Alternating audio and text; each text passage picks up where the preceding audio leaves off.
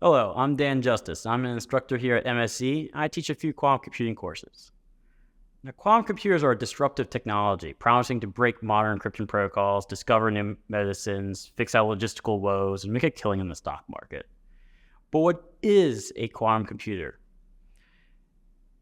Well, it's a computer that utilizes the quantum mechanical properties of superposition, entanglement, and projective measurement to speed up computation.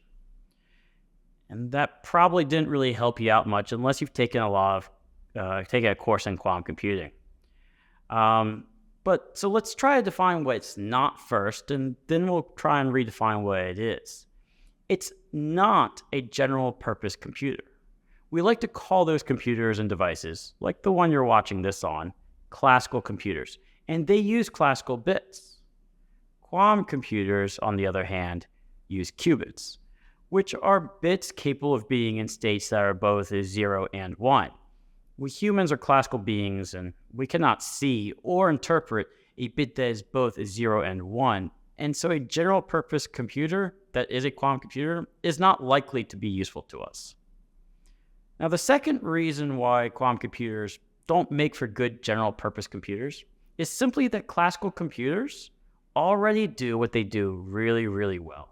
Addition, multiplication, subtraction, streaming movies, video games, and virtual calls, there isn't a lot of room to improve classical computers in these areas.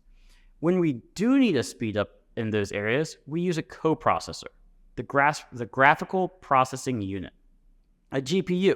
And that's how we can expect to use quantum computers, as coprocessors brought in to speed up very specific calculations. Mind you now, a GPU and a quantum computer are not the same, and they achieve speed up in very different ways. A GPU optimizes its circuitry for very specific math, allowing it to perform the same small operation over and over again faster than its host computer. This finds a speed up in computations that require similar small, repetitive computations over and over. Quantum computers take a different tactic and utilize superposition to exponentially raise the dimensionality of the data in an attempt to shortcut to the solution. Many call this exponential state space explosion or massively parallel processing, and this is exactly what they mean by it. You take a look here at this paper, and you were to imagine that you're a 2D ant that has to get from one corner to the next. But we're going to say, since you're a 2D ant, you can't travel in the third dimension. You're stuck on this hopefully flat piece of paper. You will have to, the shortest route to get from one corner to the next is to follow this red line.